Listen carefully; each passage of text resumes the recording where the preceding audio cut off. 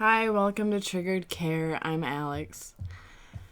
I haven't made a video in a bit, but I wanted to upload one partially just because it helps my mental health. It gives me a little bit of adrenaline, which is nice.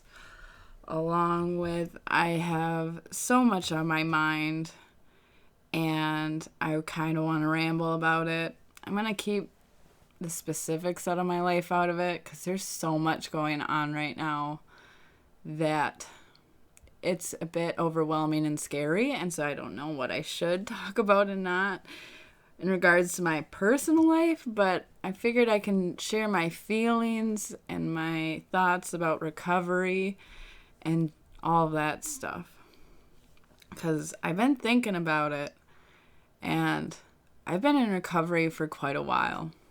And during my recovery journey, I was married to an abusive person for a while recovering, but I processed through a lot of my childhood stuff during that time. And then it started affecting my self-esteem, which enabled me to leave my ex-husband. And then my growth has just exploded the last couple years. But along with that, life is continually traumatizing and overwhelming. And so that's a really weird duality to feel of like, oh, I'm feeling more confident in myself. My self-esteem is getting better. But at the same time, I get assaulted still, and I still suffer from emotional abuse a lot of times without realizing it for a good long while, and then it clicking, and then me feeling like an idiot, like, oh, I felt that something was off, but I didn't think about it long enough, and with this recent mental break, I've been thinking a lot about my childhood mindset because I can feel it creeping in. Like it's really hard to eat. It's really hard to sleep. I'm crying in fits just randomly, which has made it really hard to function. And some of that old childhood monologues have come back of, oh, I'm too mentally ill, or I'm too weird, I'm too sick, I should be functioning better, just that self-judgment. Although now I have more of a stable recovery belief system base to kind of combat that and be like, you know what, I'm just overwhelmed, and it's okay if I need extra rest. It's okay if I take an afternoon to cry. Like, that's valid given how much I've been through. Because just to vaguely complain about my life right now, in June I was assaulted, and then ex-abuser found my address and sent me something, which was terrifying. And then in July there was some difficulties with a person in my life who really activates me and triggers me out. And in addition to that, there's a lot of other stuff going on that has a whole different pressure to it. And then, other stuff going on. And then there's some heartbreak in there. There's a lot going on for me right now. And so I'm feeling myself slip back into those old habits of I've been having more self-harm episodes. I've been having more difficulty eating. I've been more disassociated in general. But with all the growth that I've done, and especially the last couple of years, I'm still functioning. I'm still doing what I have to. I'm still going to work. I'm still paying my bills. I'm still doing the stuff that I have to survive.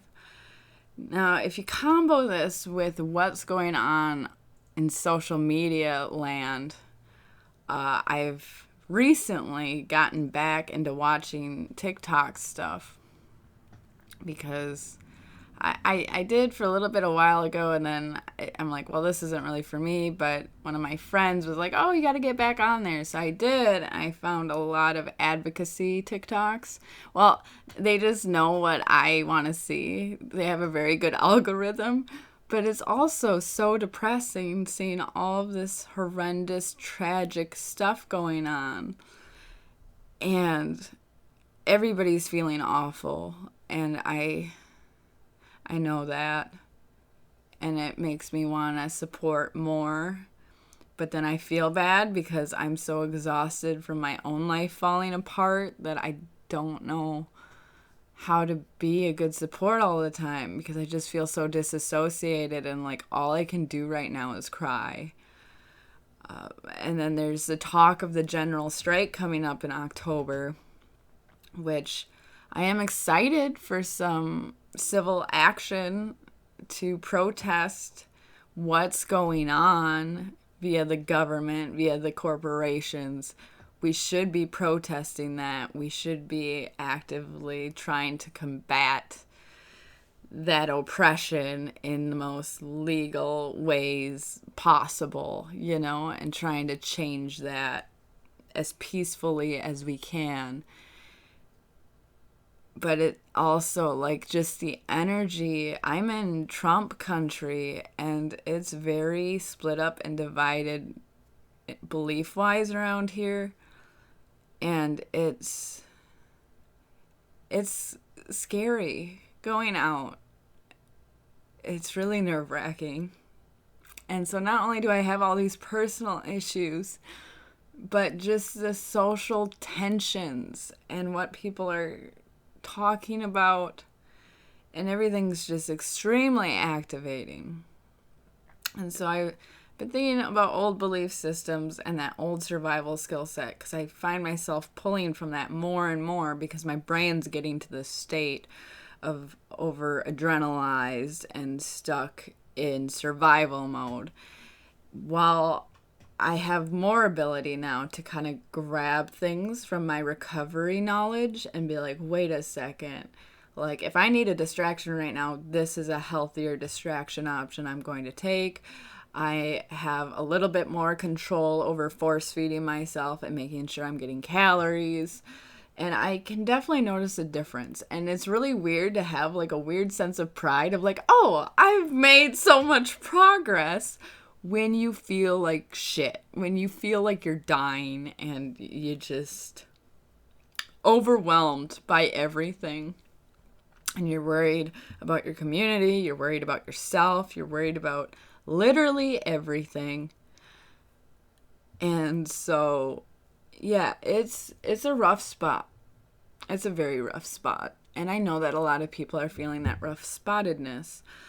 Something that I want to say, that if you are an advocate and if you live in the Americas, I mostly know about the United States. There's a movement that's been going on since, I'm going to misspeak, I don't know. It's been going on for a little while, since the 90s, I think, but it might have been before that, called the peer support movement. I kind of talk about my job a little bit in previous videos, but I'm a peer supporter, and those organizations are geared towards advocacy and social change and systematic change. So if you are interested in work that tries to change the system, peer support is a good outlet for that, because you're working directly with people who have been hurt by the system and impressed by the system. You're supporting them. You're helping work with them to find out how to survive the best, how to advocate for themselves the best. You learn about how to advocate for yourself. It's been a very important tool in my recovery that I don't think I'd be nearly as stable right now if I didn't have that in my life. And I don't mean for this to be a peer support commercial at all. I've seen a lot of people complaining like, well, I don't know what to do. I don't know what to put my energy towards. I feel riled up and like I want to do something in the meantime while we wait for the strike, but I don't know what to do. Work and peer support is very worth it. You change people's lives by being vulnerable with them and supporting them through really hard times. And it's something that's definitely helped my life a lot. You know, as I'm drowning here telling you how sad I am because my life is just whatever. But I do find comfort, you know, and I do still have a resolve to keep going and all of that. And I wouldn't have had that 10 years ago. I know that I didn't have that 10 years ago. You know, sometimes it feels like I use my trauma in a way to like connect with people, because if I offer them something that they would consider big, that trust is established relatively easily. And coming to terms with I've been abused for most of my life, and making that change to not be abused is really heartbreaking, but it's good. It's a good change from normal, but it's also so lonely. You have to pretty much cut off all of your old contacts, and you have to make an entirely new support system, and it's rough, and it's isolating, and it's not easy. And, you know, we're just out of a pandemic, so things already aren't easy. And, yeah, I kind of just wanted to complain about that and talk about my old belief system warring with my recovery belief system and how difficult that is. Because sometimes it's just like so overwhelming where it feels like I'm getting split in half, and half of my brain is screaming at me to do one thing, and then the other half is like, no, we have to do it this way.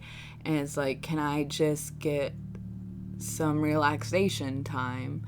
Can I just stop crying for a little bit? Or can I go without distractions for a little bit? But it feels like distractions are absolutely necessary to keep my sanity.